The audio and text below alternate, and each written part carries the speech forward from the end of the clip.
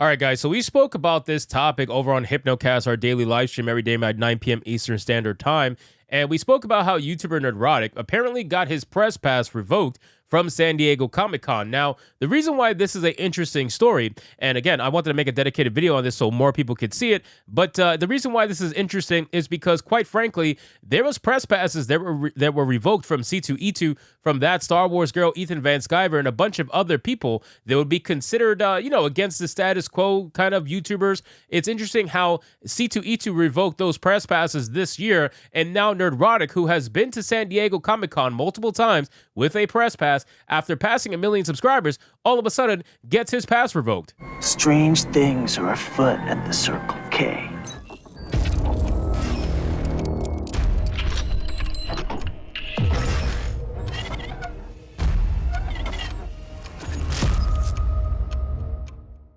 Now, Nerdrotic does openly admit when he was talking about this that apparently this may not be malicious in nature, but I can't help but wonder it could be, because the reason why is that he talked about this almost a month ago, right? Earlier in April, he talked about this, and now it is almost the end of April, and there is still no word to be found as to the reason why the press pass was revoked. I feel like by now, you would have some sort of information as to the reason why, and yet he doesn't seem to have any. So let's get into this article, guys, from that Park Place. But of course, before we do, if you are new here, just consider hitting that subscribe button. I would greatly appreciate it, and like the video to push us out into that YouTube algorithm. And of course, guys, I'm still sick, so if I sound like shit, I apologize. YouTuber Nerdrotic reports his San Diego Comic-Con press pass was yanked. Nerdrotic shared that his press pass from San Diego Comic-Con was yanked for the upcoming comic book convention this year. As reported by Fandom Polls during a recent episode of Nerdrotic Nooner show with his guest host Chris Gore, he shared that, by the way, I just want to point out, I'm not making any issue of this. I just want to make it clear, no issue right now,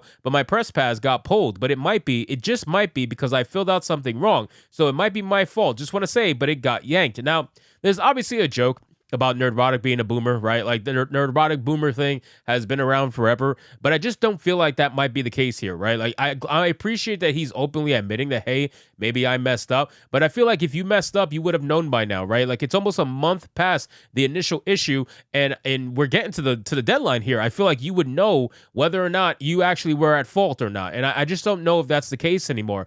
What's happening with C2E2 has me highly sus over what's going on. If this was the only iteration of this, I would say, all right, maybe Gary boomered, But unfortunately, with C2E2 revoking the pass for Star Wars Girl, EVS, and everybody else, it makes you wonder, there has to be something else here, right? We already know these conventions are woke as hell. If you guys forgot, almost 2 years ago, I did a video on San Diego Comic-Con trying to make Philippinks a thing. Yes, Philippinks. I'm talking about Filipino people, and they tried to put the X at the end like they did with Latinx, right? With Latin people.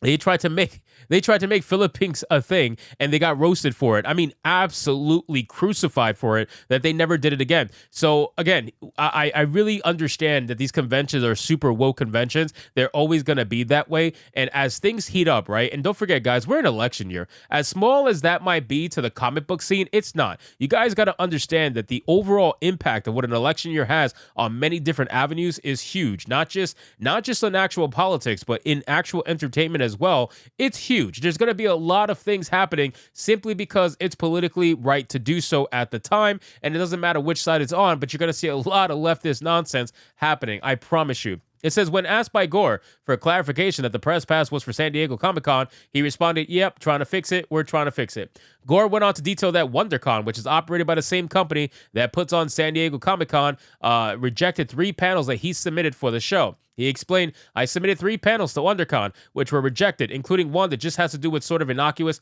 the independent film survival guide. When we did that at LA Comic-Con, it was packed. We had a giant line of people asking questions, and people genuinely were just trying to help filmmakers. Like, hey, do this. Here's how this works. There's a cheap way to do this. Even that was rejected. Gore did inform Butcher that I have been invited to submit panels for San Diego, so if the press pass doesn't work out, you could be Jerry. You could come up with a completely different name for your badge. Now, that's hilarious. And again, it goes to show that Chris Gore, also someone who is probably, I would put him more on the anti-establishment side, he himself was rejected 3 different panel ideas over at San Diego Comic-Con. So it makes you wonder, WonderCon, I'm sorry, not San Diego. It makes you wonder, What exactly is going on here? Why are these guys being targeted? Obviously, that's a rhetorical question. We know exactly why they're being targeted. They're being targeted because they don't fit the status quo, right? They've gotten so big, they've gotten so much following that they cannot be allowed in mainstream events, not easily anyway. They have to be heavily filtered, they have to be heavily checked.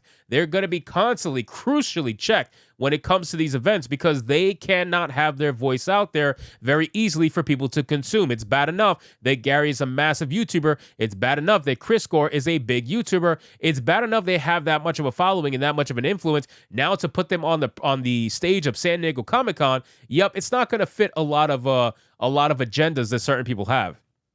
It says that his press pass being yanked comes in the wake of Anna, aka Star Wars Girl, noting that C2E2 revoked her press pass. She shared on X on April 4th, got the email, C2E2 canceled my press pass, it's on. Now, I did a video on this separately, and basically to sum it all up, they revoked her press pass due to lack of diversity. Yes, ladies and gentlemen, I'm not even kidding. They revoked it due to lack of diversity. They wanted Anna to fill out ridiculous information that had to do with absolutely fuck all, that no YouTuber would ever be able to get that information. They wanted to know, C2E2 wanted to know what was Anna's demographic for her audience. They wanted to know numerically how many black people, how many white people, etc., etc. They wanted to know all this information, and you can't have that. As a YouTuber, it's literally impossible. It's not in the analytics that are given to you. All that's given to you is where people watch you from, and that's it. That's all you have. You don't have a demographic breakdown of who your fan base is, and why the fuck does that matter, right? Like, why should that ever matter when it comes to an influencer or a content creator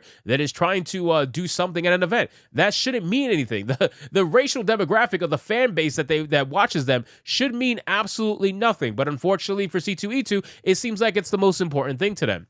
It says in a response to fellow YouTuber That Umbrella Guy, she confirmed that she had previously been approved for a press pass, but it was subsequently put under review and then canceled. She wrote on X they had previously approved it and then put it under review when they found out I was friends with John, Shane, and Ethan. It's total BS. And like I said, this all seems to be a targeted thing against people who aren't necessarily in the status quo when it comes to anything, right? Entertainment, comic books, it doesn't matter. Games, it doesn't matter. They are constantly targeting people not in the status quo.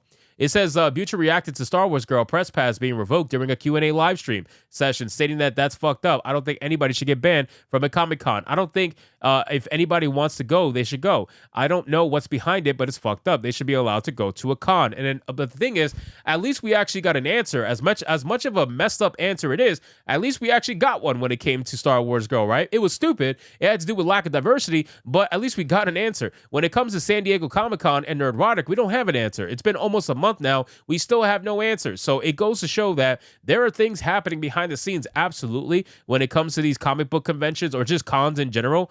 They are extremely woke as fuck. The people who are in charge of them are extremely woke as hell. And unfortunately, people like Neurotic are going to constantly be targeted because they go against the status quo. So anyway, guys, thank you so much for watching this video. I hope you did enjoy it. And if you did, consider leaving me a subscribe. I would greatly appreciate it. Don't forget to like the video, comment, let me know what you thought, and I'll see you guys on the next one. Hypnotic out.